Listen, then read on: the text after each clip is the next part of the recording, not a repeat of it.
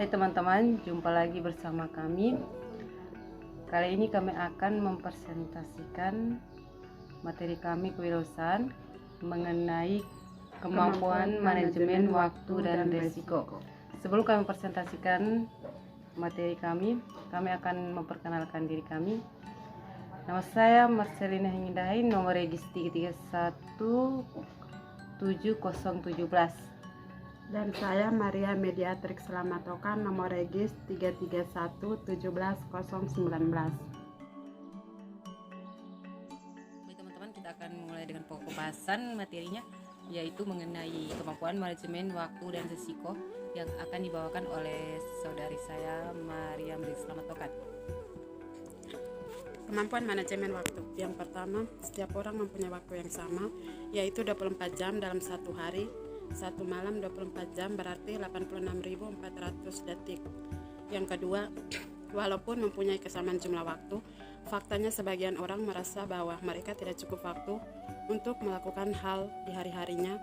Di bagian yang lain, mereka justru mampu melakukan banyak hal di setiap waktu yang mereka miliki. Yang ketiga, sebagian dari mereka mampu menghasilkan 5 juta setiap harinya, sebagian 1 juta, sebagian lain 100.000 dan seterusnya.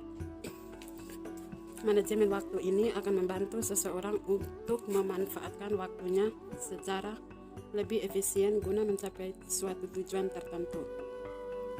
Menurut Kamus Besar Bahasa Indonesia, waktu adalah seluruh rangkaian saat ketika proses pembuatan atau keadaan berada atau berlangsung. Sedangkan manajemen adalah penggunaan sumber daya secara efektif untuk mencapai sasaran. Yang berikut pentingnya manajemen. Manajemen waktu adalah kemampuan keterampilan hidup yang tidak hanya Anda lakukan dalam bisnis Anda, tetapi juga cara yang luar biasa untuk mengatur hidup Anda.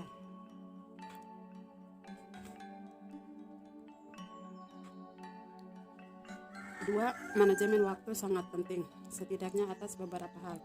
Yang pertama, karena waktu kita terbatas, sementara pekerjaan senantiasa bertambah. Yang kedua, manajemen waktu membantu kita untuk bekerja lebih efektif dengan segala prioritas. Ketiga, manajemen waktu menjauhkan dari stres. Kita dapat mengontrol setiap tugas dan tepat waktunya. 4. Manajemen waktu membuat kita lebih produktif atau dapat menghindar dari hambatan dan gangguan yang menghalangi dari tujuan.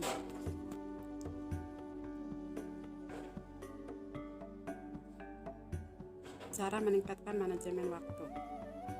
Inti dari manajemen waktu bukan untuk mengubah Anda menjadi robot manusia, tetapi suatu metode yang dapat digunakan membangun waktu dan mengubahnya ke dalam sesuatu yang bekerja untuk Anda mempunyai pengelolaan terhadap waktu. Bukan berarti diri kita, bukan berarti menyuruh kita berhenti bermain, bukan berarti mengharuskan kita untuk tidak berbicara dengan teman-teman kita. Manajemen waktu hanyalah sebuah alat yang membuat kita semakin dekat dengan tujuan kita.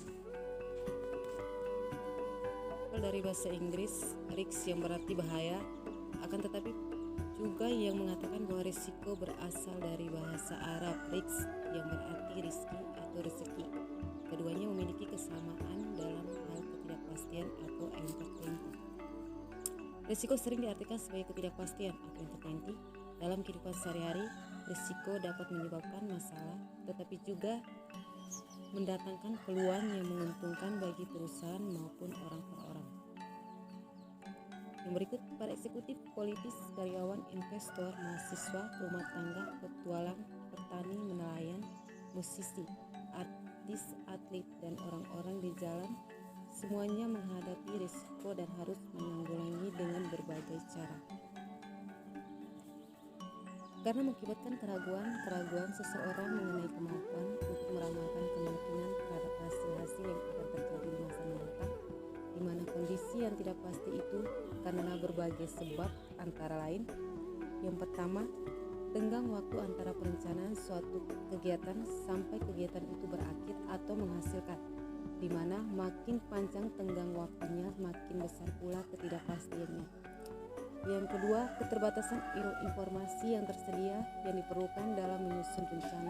Yang ketiga, keterbatasan pengetahuan atau kemampuan atau teknik mengambil keputusan dari perencanaan secara garis besar, ketidakpastian dapat diklasifikasikan ke dalam 3 bagian, yaitu yang pertama ketidakpastian ekonomi atau ekonomi entertaining, yaitu kejadian-kejadian yang timbul sebagai akibat kondisi dan perilaku dari pelaku ekonomi, misalnya perubahan sikap konsumen, perubahan selera konsumen, perubahan harga, perubahan teknologi, penemuan baru dan segalanya.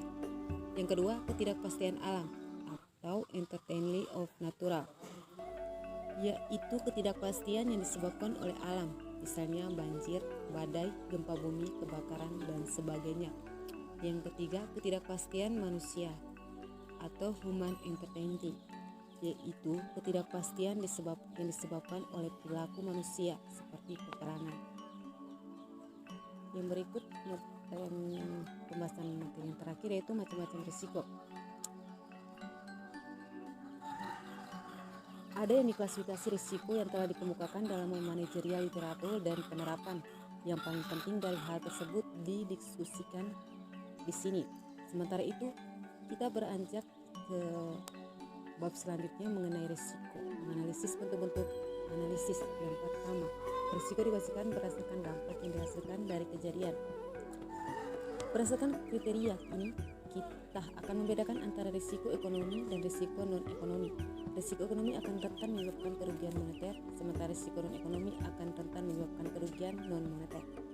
Yang berikut, risiko diklasifikasikan berdasarkan kriteria sifat atau asal dari kejadian yang berpotensi tidak menguntungkan.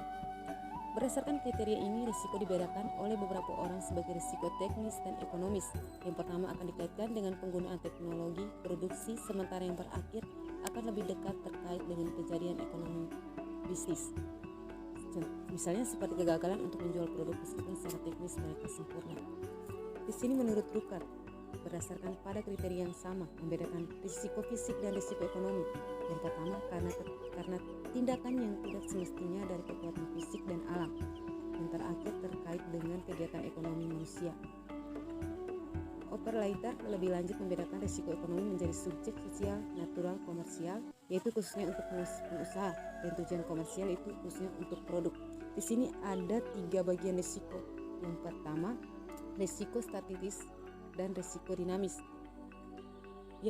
yang dikaitkan dengan kegagalan disebabkan oleh kekuatan alam dan kesalahan yang ceroboh serta kesalahpahaman manusia. Yang terakhir dikaitkan dengan perubahan ekonomi, terutama kebutuhan manusia dan perbaikan teknologi dan organisasi. Yang kedua, risiko diklasifikasikan berdasarkan tipe atau jenis. Hal tersebut dibagi sebagai berikut: risiko properti dan risiko likuiditas serta risiko perorangan. Risiko properti berhubungan dengan kerusakan, kerugian, kehilangan properti yang menimbulkan biaya dan kehilangan penghasilan. Risiko liabilitas, peristiwa yang melibatkan liabilitas yang sah. Risiko perorangan, peristiwa yang melibatkan risiko fisik untuk masyarakat. Yang berikut risiko murni dari bahaya spekulasi. Risiko murni adalah semua yang sebelumnya didefinisikan sebagai risiko seperti liabilitas dan perorangan. Risiko spekulatif ditemui setiap hari dalam sebagian besar keputusan bisnis. Misalnya, perluasan pabrik dapat diciptakan laba, tetapi juga dapat menciptakan kerugian. Sekian hasil dari presentasi kami. Kurang dan lebihnya mohon maaf dan terima kasih.